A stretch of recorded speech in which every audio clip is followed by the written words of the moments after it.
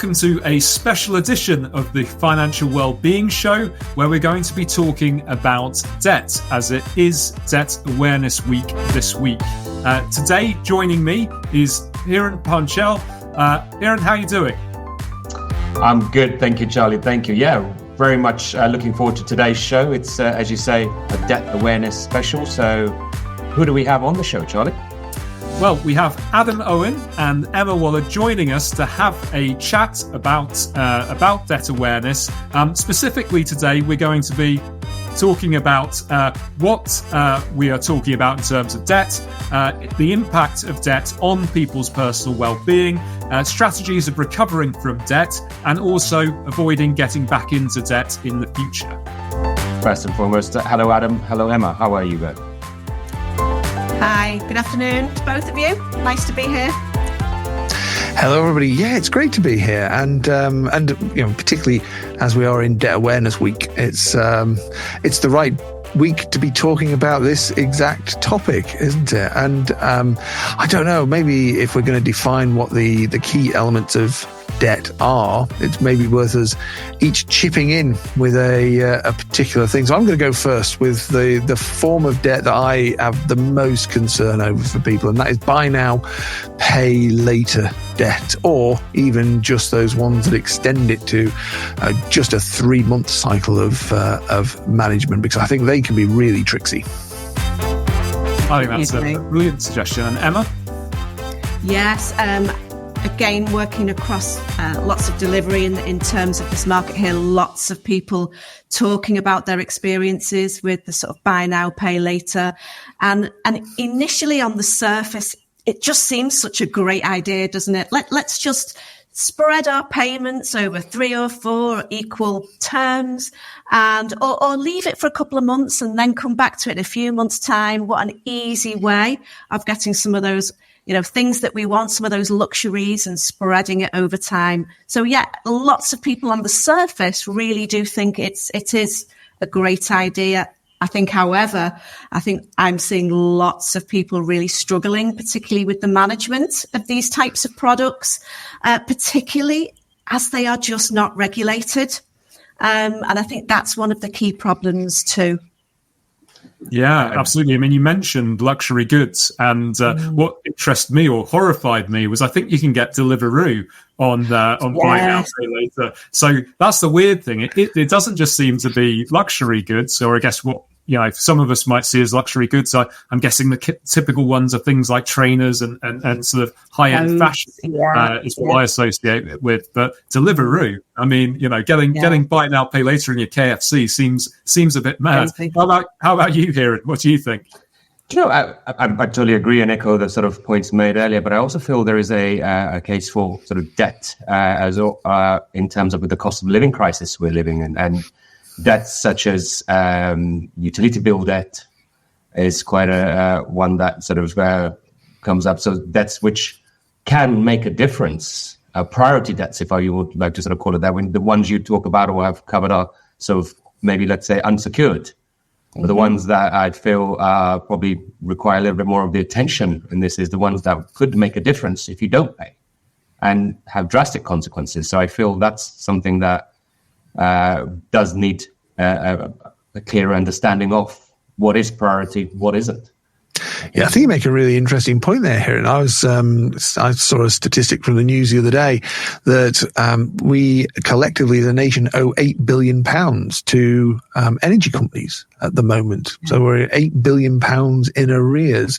And that £8 billion is it's a colossal figure, and it extends across so many homes in the UK. So many families that are impacted by this. And you know, sometimes when you're faced with the cost of living crisis and all the various challenges, it's really tempting, isn't it? Going back and coming full circle, it's really tempting to buy a KFC for the family just for one evening to alleviate all of that, and spread the cost because it feels easy at the time. And I think this is one of the interesting things for me, is that one of the biggest challenges around debt is that oftentimes it's incredibly easy to access, at least in the first instance, when we begin to start to just engage with debt vehicles. And we talk about debt sometimes in a very negative way, but it's not always a negative way. It can facilitate things. People can take on debt to start a business, or people can take on debt to make repairs to their home so that actually they're not living in stress all the time. There's lots of really good positive reasons for engaging in debt, borrowing and then repaying it later. But it's when that begins to get a little out of control, isn't it? And when we find that we're borrowing and then borrowing again to pay off previous borrowing, and we're never really catching up. And then the amount of debt that we have becomes more than maybe a month's worth of income. And then it becomes more than 2 months worth of income. And then maybe it becomes more than 3 months worth of income. And eventually it builds to a point where we're really struggling with it. And the positives that came from that debt are then wiped out. And it becomes quite a negative and damaging spiral. So I think that finding the balance in this discussion is quite important. That there'll be plenty of people watching this right now who are, they're in debt, or they have finance that is just facilitating their day-to-day lives. How many of us have a car that is bought on finance?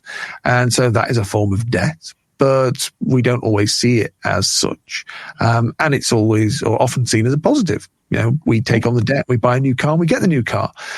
So I think, Emma, it can often be seen as a positive, but then maybe it can run out of control a little. Exactly. And that's why we talk about that sort of, it's our if we're managing debt, or is it unmanageable? And as you quite rightly say, it's drilling down into that budget and, working out all those income expenditures, and then looking at that bottom line and thinking, is my expenditure greater this month than what I've got coming in? And if it is, where's this going, and what's happening? And inevitably, that's where the debt begins, as you say. And it is that spiral that each month we are, I guess, that it's compounding each month, and it's getting bigger. And that's where we start to move into that unmanageable debt cycle. So our bills, our income isn't covering everything that needs to go out, that we are using these short-term credit options to see us through perhaps to that next pay packet. So once we're using all those short-term debts, and we may be using that to see through the day-to-day, we then might use some other types of credit, which perhaps are much more longer term. And again, once that starts adding up, it becomes much more tricky. And that's when that balancing act becomes a bit more difficult. And as we said earlier, we may be using those buy now, pay later products to see us through, to delay any payment so that we can pay those priority bills or pay any priority debts that we perhaps might have. And then that cycle, we're just not solving it, or some people aren't solving it anyway. And it's just continuing. And until we try and break that cycle, it is just going to rapidly decline. And unfortunately, the impact of that is it can lead to financial anxiety, that emotion, that worry, that stress, not just on our mental health, but on our physical health too, becomes much more apparent. Yeah, I mean, that's really true, Emma. I mean, just for, I guess, the viewers, I'm thinking, what's the difference between a credit card and buy now, pay later? Because they sound very similar, but there's obviously a distinction, I think, between the two, which maybe our viewers would find useful to know. I have thrown you in the deep end there. No, that's But what do you say is the difference? Okay. So first of all, let's take buy now, pay later. It's the new kid on the block. I think we saw the likes of Klarna, ClearPay. We've got PayPal 3, PayPal 4. I think it's PayPal 3, isn't it, that it's called? But these are short-term options that we might be offered either at an online checkout, so when we buy something online, or when we're in store, I've seen it where, particularly in high street shops, perhaps, where they offer this. Do you want to put it on a buy now, pay later? And in fact, some retailers online may offer this as a default payment method. So some people actually may not always be aware that they're signing up to this. But essentially what buy now, pay later is, it's a very short-term scheme that allows us to spread the cost of that payment over 3 or 4 months, or we get the option to delay full payment for 3 months' time.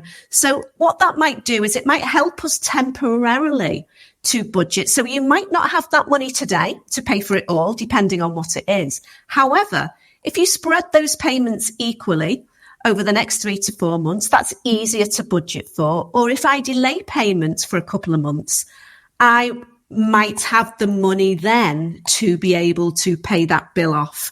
However, one thing that I always get people to think about is, if you are not going to be in a particularly different situation next month or in the next 3 months, delaying it really doesn't have any additional benefits, particularly if you've got no additional income coming in. You're likely to still be in that same position in 3 to 4 months' time than you are today. So by delaying it doesn't necessarily bring any greater benefits.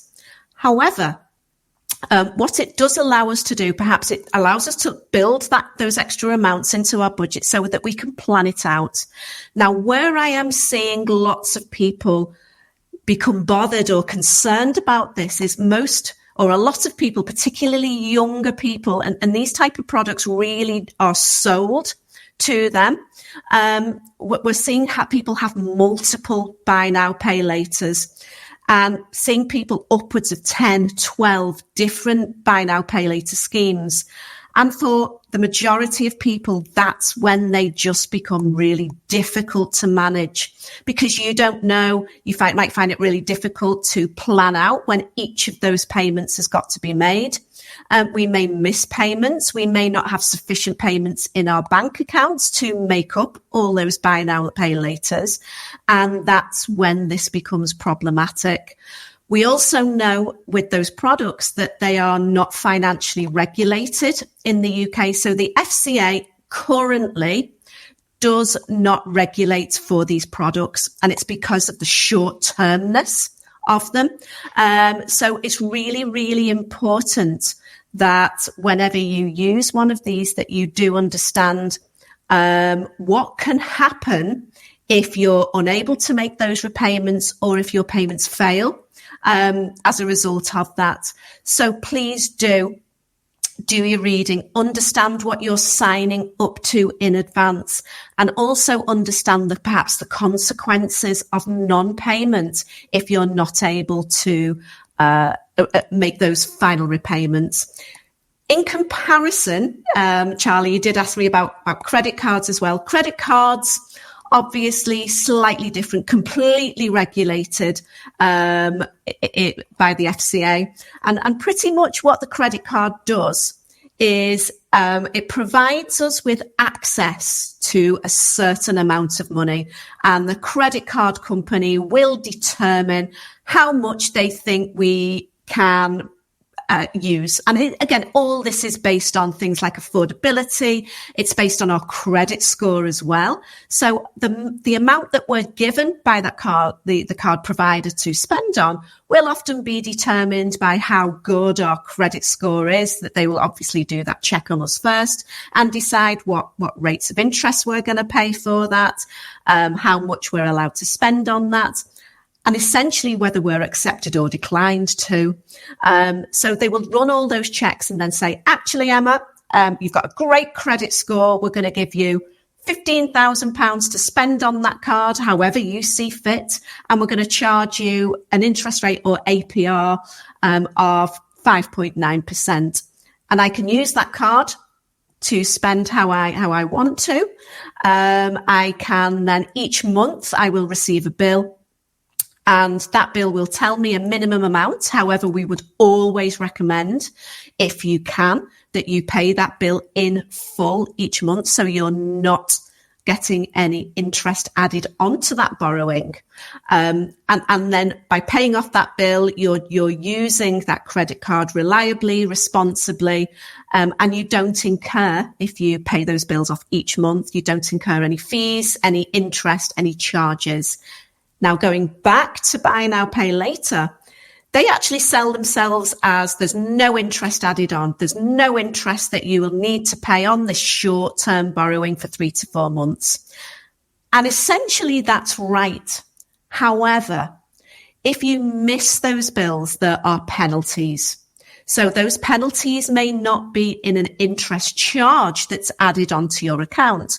You may be charged fees. You may be charged admin costs for not paying any outstanding buy now, pay laters, where the credit card company will tell you how much each month they want you to pay as a minimum amount, or you pay the full amount in full and therefore incur no charges. But again, by not paying your credit card bill, you're going to incur the interest plus additional penalties too. So whilst one claims that it doesn't have interest charged on it, essentially by not repaying those bills, you're going to pay some fees and charges, whilst the credit card ticks over month by month. You pay that minimum amount, you might pay interest, but by missing the payment, again, there may be additional penalties, fees and charges too. So it's really, really important that you build in any repayments into your budget to check, is it affordable? Can I afford all these additional bills? Is it in my best interests? Or is it worth me even saving up for a couple of months so that I don't have to have that expensive borrowing? Should I delay the borrowing experience, save up for it, and maybe do it in a different way too? Well, I never thought I'd hear the point of me saying it sounds like credit cards might be the good guy comparatively to the buy now, pay later. I mean, one of my favorite credit card things is that, of course, credit cards typically will protect your purchase, which I find has been a really useful thing. Definitely. There are some positives we can take away from some of these things. Credit cards, as I said, if you get scammed, if you get ripped off using a credit card, then generally the credit card company is actually responsible for getting the money back and sorting out, which can be really helpful. And I find myself using a credit card a lot for internet transactions for that very reason. Wow, a big difference between... There's a big difference. And going back to that sort of it's Section 75 protection, if anything goes wrong with that transaction, your purchase has to be between £100 and I think 30,000 if I am right. So as most of us would probably not be wanting to use anything more than that on a credit card. So it does provide that additional protection if something goes wrong and you apply directly. And it does give you much greater protections. Also with credit cards, though, I don't want to maybe sell them as the product to go to, but that you can also, if your credit score is good, you can get access to 0% credit cards.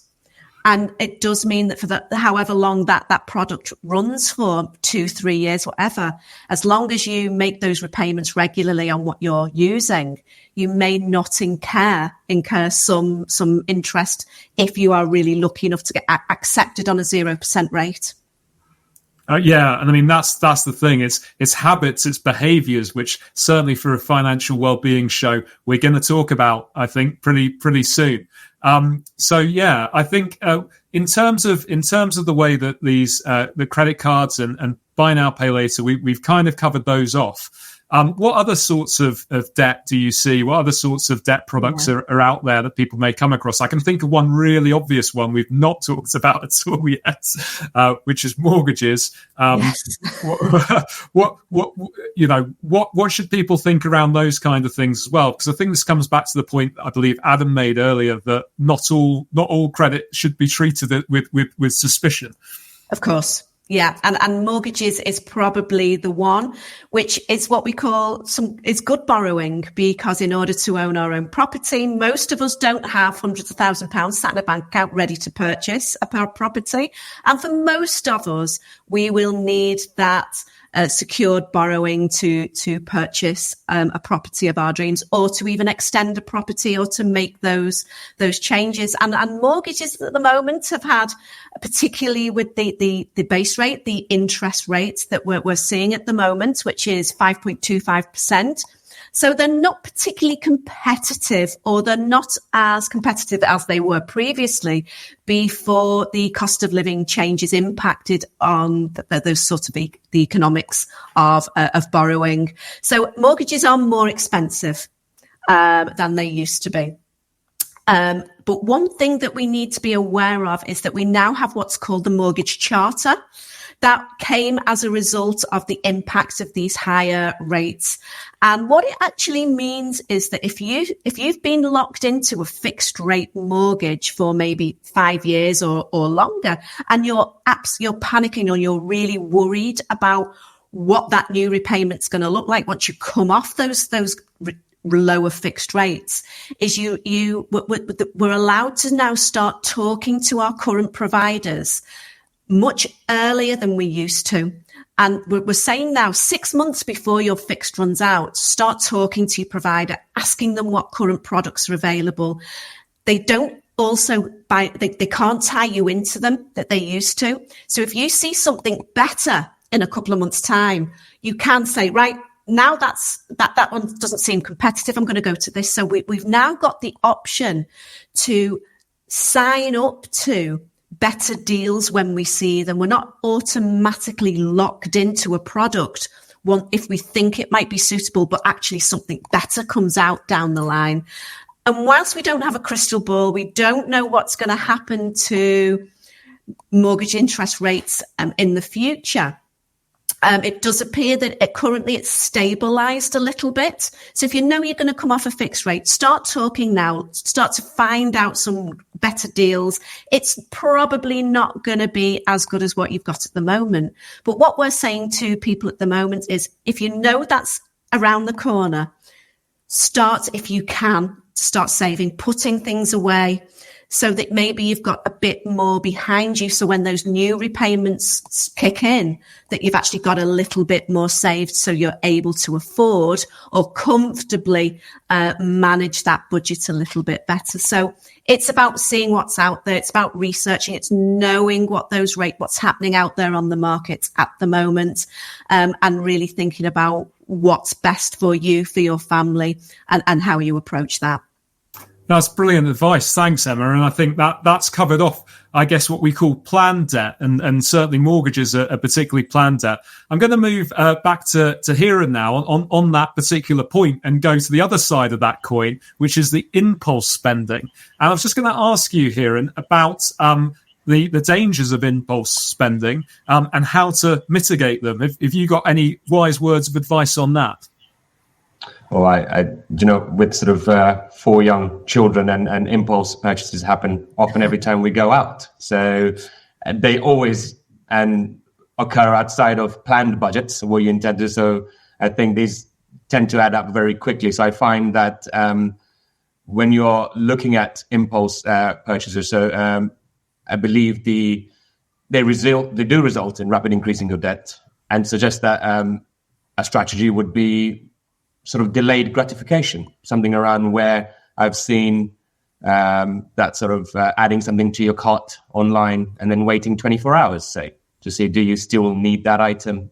Maybe, typically I've known many companies to even send you a code if they note that there's something in a basket to reduce the cost of an item, potentially helping you with that. But so I think that sort of making an impulse purchase is very much connected to maybe money behaviors or an emotional state you may be feeling at the time. So that delayed gratification could be a good strategy.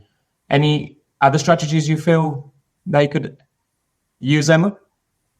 Again, I really love the sort of delaying the purchasing technique. And again, it's something that I also suggest to people I'm working with. I think as well, it's really is, first of all, exploring what it is they want that purchase, but what is it they want to buy, and really going right back to the why. What is it that you want? Because for me, it's sort of stripping the decision that people think, I want to borrow for X, Y, Z, but actually have you thought of actually saving up for it first? Because again, it may be that for some things we don't necessarily need to borrow now. It's about slowing down the purchasing. Do I need it now?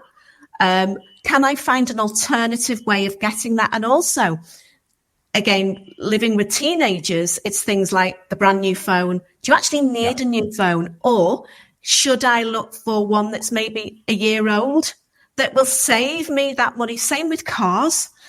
Do I need something brand new? Or actually, is it worthwhile thinking about something secondhand or something that's been used previously, which is going to save you a lot of money?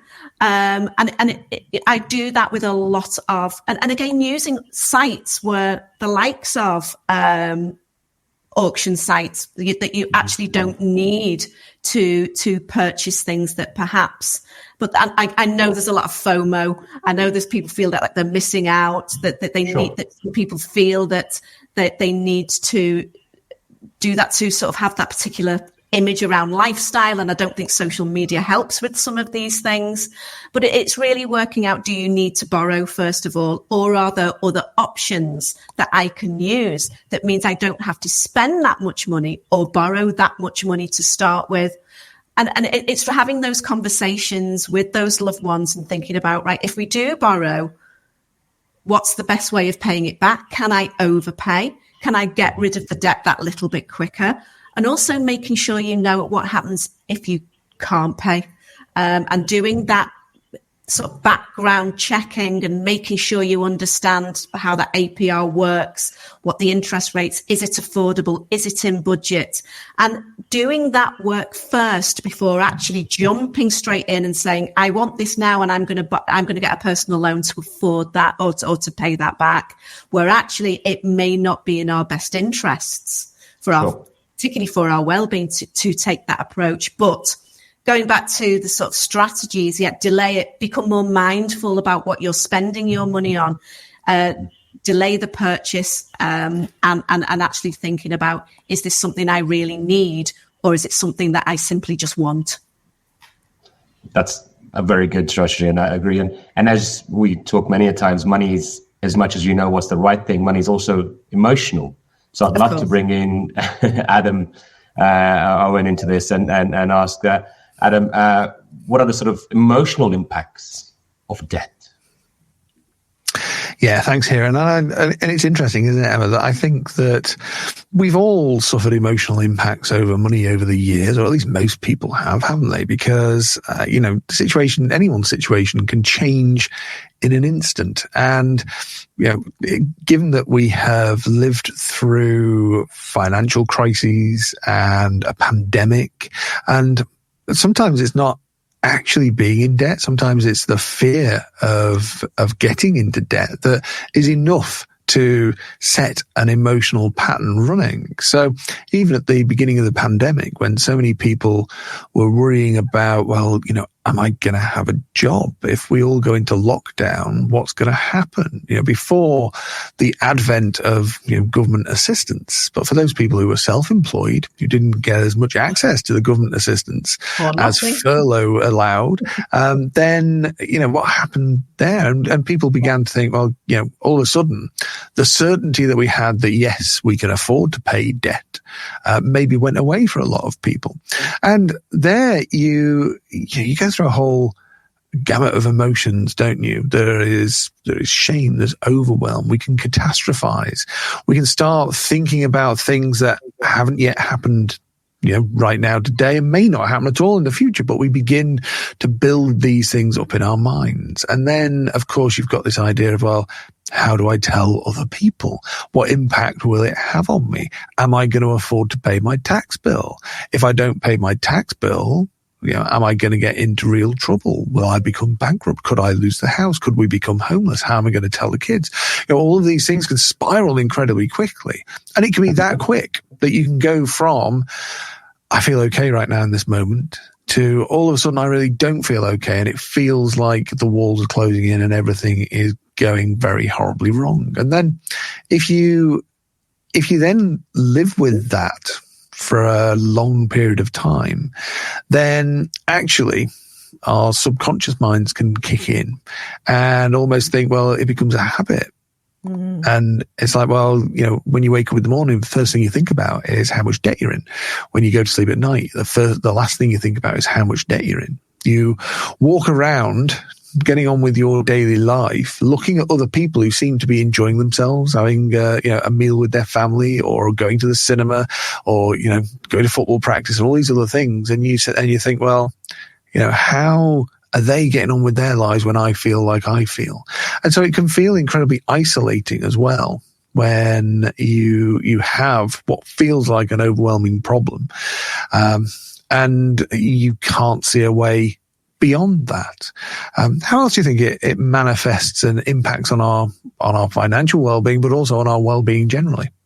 Yeah, I think that financial anxiety has a massive impact on the whole part of our lives, not just in terms of the physical, because again, once we start that anxiety, it can lead to stress, it can exacerbate further. And if we maybe have any pre-existing mental health concerns, it might make that feeling even worse and much more difficult to manage.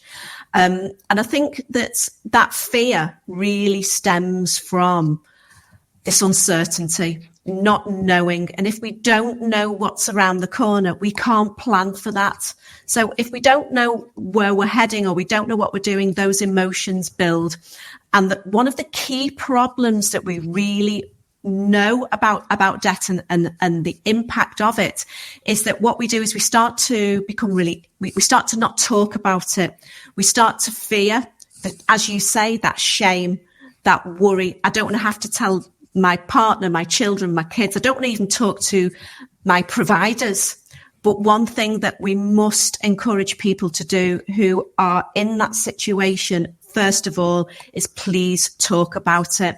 There are so many fantastic organizations out there who have heard this before, who specialize in that support, who will provide the guidance. And people who I speak to who have been in debt support services have really, really benefited from just being able to offload and have those conversations with those specialists. Because remember, if you talk to a specialist debt advisor, they have so many different options available to them that they can do with you that we don't have as individuals. So please don't fear talking about it. Please, if you can, find the local debt support. They are busy, but there is an awful lot of great support out there, and they are ready to help you. That's really interesting, Emma, that you've moved really quickly on to thinking about how do we begin to just deal with this and recover from the challenges of being in debt. And I think that it's, for me, really about finding a start point. And sometimes the start point isn't always picking up the phone to one of those agencies. And there's some brilliant agencies. Step Change is a phenomenal organization, and there are many others, Citizens Advisor, etc., as you've mentioned. Yeah. But sometimes I think it's actually just beginning to organize your own thoughts as well. Yeah. And start to just write down how you're feeling, because before you then talk to somebody else, and the start point is so often, yes, go and talk to somebody else. But organize your thoughts and think about exactly what is happening and how you're feeling, because we can sort of gloss over that a bit, can't we? We can, and you're completely right. For many people, being able to manage their debt is something that they could probably, as you say, they can work on.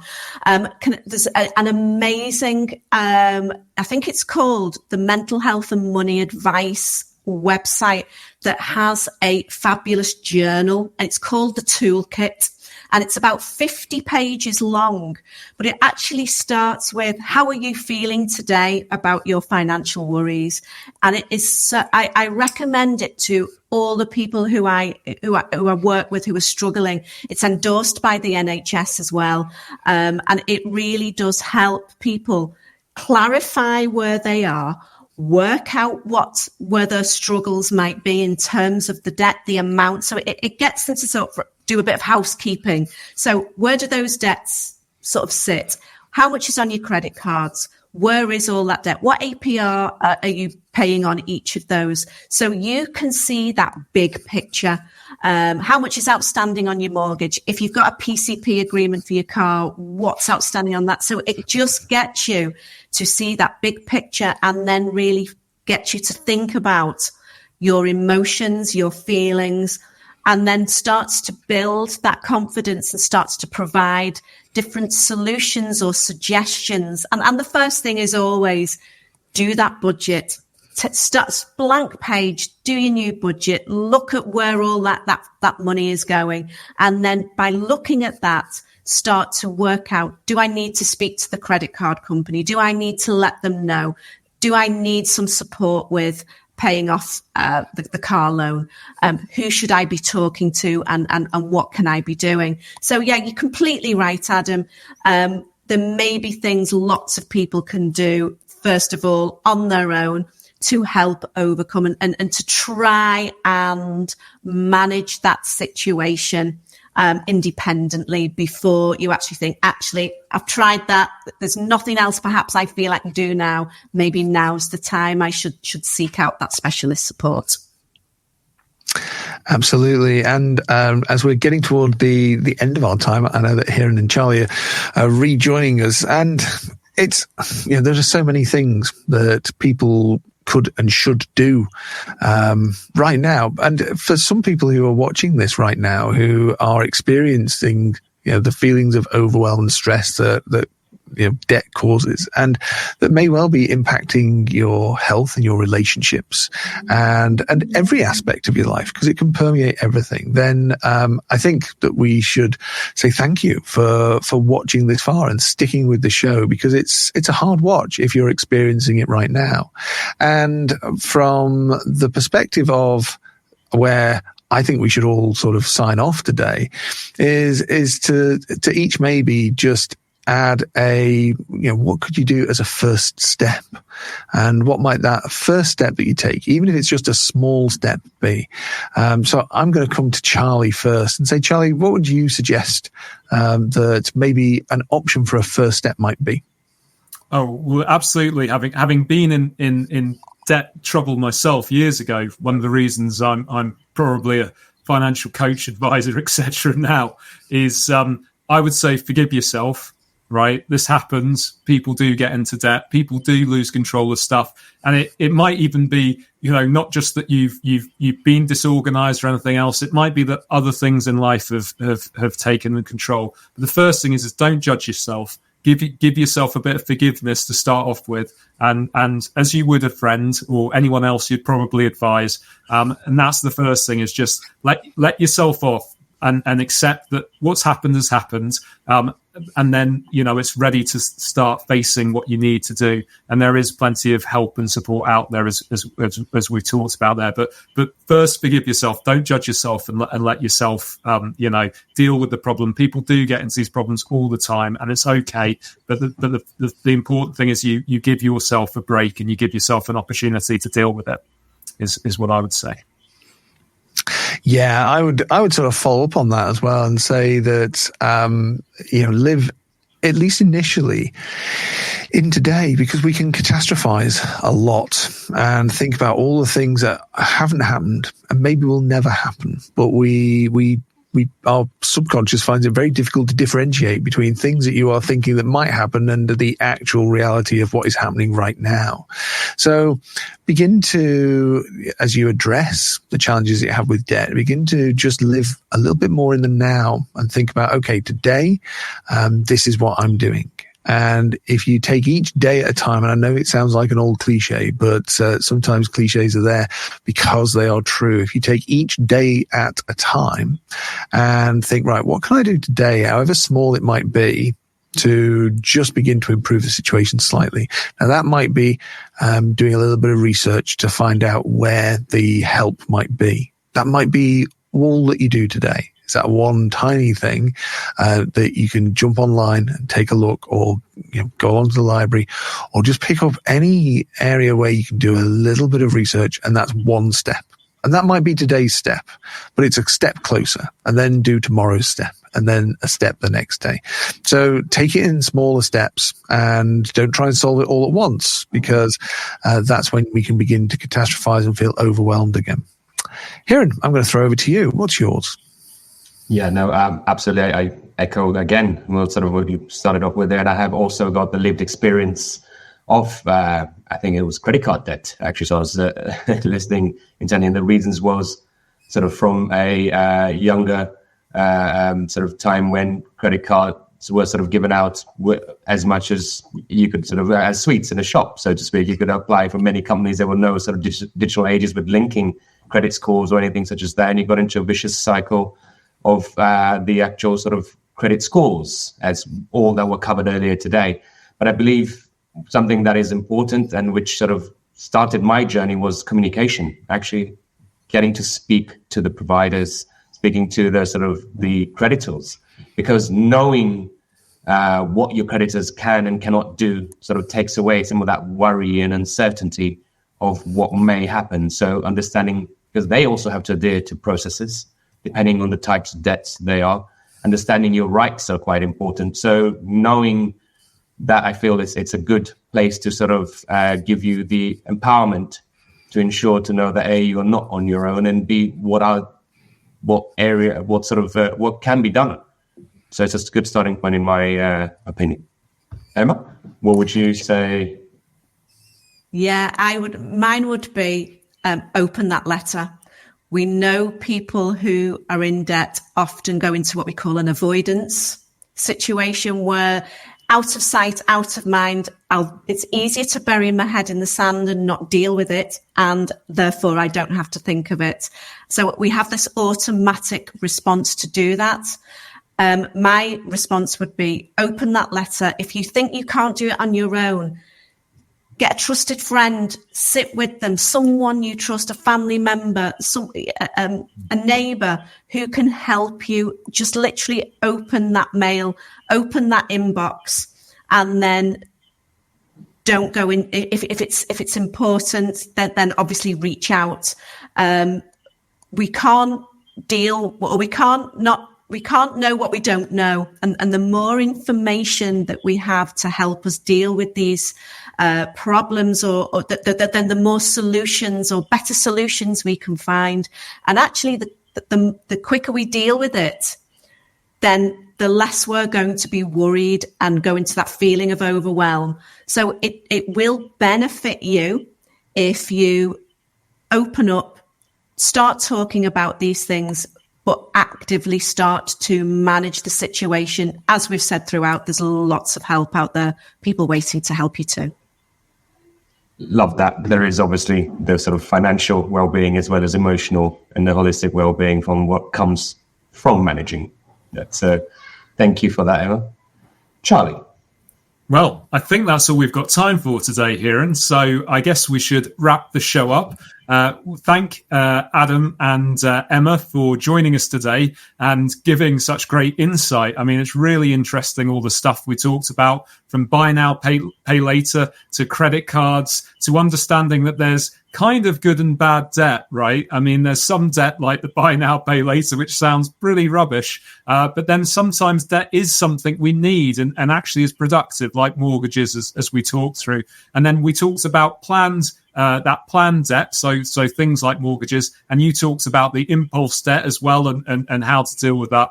And then we've talked about the various solutions out there, and there is so much help out there for everyone.